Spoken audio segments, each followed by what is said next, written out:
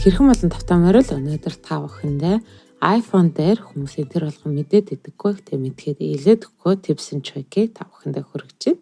Tips and trick 1 та keyboard-цойгоо олон янзаараа өөрийнхөө гартаа тохируулан нэг гараараа бичих боломжтой байдгийг та бүхэн мэдхүү. Инként бол та бүхэн өөрсдийнхөө new message гэж орсны дараа дэлгэцний хамгийн доод талд дэлхий бөмбөрцөгтэй хэсэг байгаа. Тэрэн дээр та бүхэн удаан дарангууд хамгийн доод талд нь зүүн тийш нь болгох буюу хэрвээ та солгоо гартай бол зүүн гараараа keyboard дээр бичих боломж мөн ахин дараа баруун гараараа та бүхэн бичих боломжийг та бүхэнд олгоно. Заашгүй бөмбөрцөх рүү орох шаардлагагүйгээр та бүхэн баруун талаасаа төв рүү орё гэвэл энэ хажуу талын жижигхэн баруун тишээ заасан сум руу та бүхэн дарахаар төв рүүгээ орох боломжийг та бүхэнд олгоно.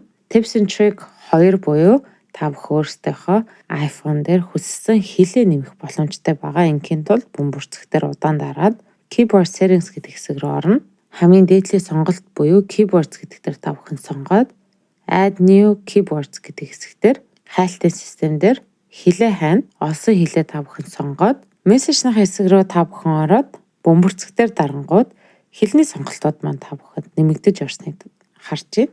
3 дахь tips and trick буюу space bar тээлэнгуудаа гар утсан дээрээ уртаас уртын битцсэн байж байхдаа алдаа хараад тэрийг засах гэхээр баг зэргийн төвөгтэй санагдж байгаа бол та бүхэн өөрсдөө space bar дээрээ дараад дэлгэцнийхээ аль ч хэсэгтэр курсороо аваач боломжтой. Хэрвээ та бүхэн зөвхөн алдаадаа битцсэн байгаа үгээ солимоор байгаа бол үгэн дээр аль эсвэл өгүүлбэрийн хойно нь итгэжүүлээд хаана яг засмаар байгаа гэдгийг magnifier буюу томсгогчоор та бүхэн харж агаад энэ дундаа засгаж байгаа зүйл дээр аваачаад засалт их боломжийг бол та бүхэнд олгоно. Tips and trick 4 symbol буюу тэмдэг. Ямар нэгэн хэрэглэмээр байгаа тэмдэглэлийг та бүхэн удаан дараад үзээрэй.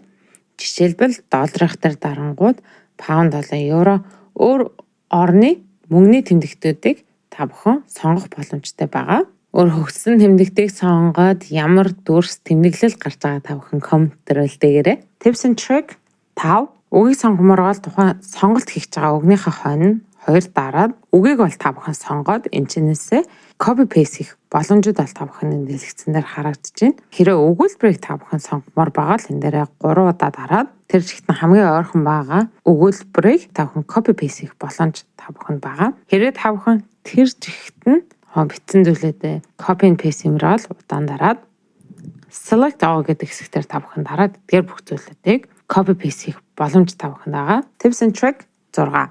Хэрхэн та бүхэн 3 хураагаараа урагшилж хойшлуулж алдгийг та бүхэнд харуулъя. Жишээлбэл 3 хураагаараа дэлгэцнээрээ та бүхэн зүүн гар тишээ болгонгууд сайхан битсэн үг маань бол бусд нь хэрэг дөрөв буцаамаар байвал 3 хуруугаа баруун гар тиш нь болгоснороо дэлгэцнээр та бүхэн redo хийж байгааг харж байна. Tips and trick 7 3 хуруугаараа хэрхэн copy paste хийж алдгийг та бүхэнд харуулъя. Ингээд бол өөрсдийнхөө дэлгэцэн дээрээ тухайн copy paste хиймээр байгаа өгүүлбэр үгээ та бүхэн өмнөх tip and tricks-ээр ашиглаад итгэжүүлсний дараа дэлгэцнээр 3 хуруугаараа татж байгаа мэт үйлдэл та бүхэн хийн. Тэнгүүд дэлгэцэн дээр copy гэдэг дээр гарч ирнэ. Хаан та бүхэн энийгээ хуулбарлаж гармаар байгаа тэр хэсэг дээрээ 3 хуруугаараа та бүхэн өмнө татчихсан бол одоо энийгээ эсрэгээрээ чөлөөлөх үйлдэлийг та бүхэн хийснээрээ энэ маань paste гарна. Жишээлбэл paste гээд хүссэн газартаа та бүхэн буцаагаад гаргах боломжтой байгаа. Tips and trick 8 swap typing. Энэ маань ямар утгатай вэ гэхлээр та заашгүй өсөг болгон дээр дарах шаардлагагүйгээр ойролцоо хэдэн өсгийг сонгоснороо ямар үг бичиж байгаа гэдгийг таниад гаргаж ирнэ гэсэн үг. Жишээлбэл WH сонгонгууд л шууд А-дар очингууд what гэдэг үгийг сонгоод харах юм бол дэлгэцнээр өөр бас 3 сонголтуудыг гаргаж ирж байна. Tips and trick 9 dictation буюу та бүхний хоолоогоор дамжуулан бичих боломжийг олгоно.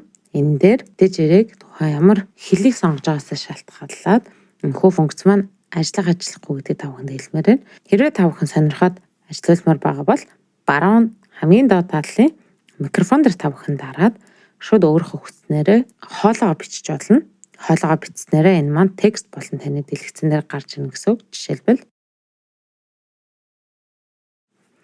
цагийг хэмжиж олох tips and trick-ийг өнөөдөр та бүхэнд хүргэлээ. Өнөөдөр та бүхэндээ хэрхэн iOS дээр тэр болгон хүмүүсийн мэдээд байдаггүй гэхдээ мэдхэд илүүдэхгүй Tips and Trick-ийг та бүхэндээ хүргэлээ. Үнтэй холбоотой асуух асуулт байвал Заяа найдан дээр ч текст аль сошиал платформоор та бүхэн холбогдож болохоос гадна нэгдүгээр сувгийг subscribe дарж энэ хөвчлийг хэрэгцээтэй хүмүүст нь харанхуй тараагаарай. Өнөөдрийн IBLG хадмал цэндэ бичлэгийн эрэд хийсэн Заяа нар байла. Үргэлжлүүлэн та бүхэн iPhone-тай холбоотой бичлэгийг үзэх хүсвэл манай YouTube сувг руу ороод Virus гэдэг хэсэг дээр дараад үзээрэй. Өөр та бүхэн сурахыг хүссэн зүйлүүдээ коммент дээр үлдээгээрэй.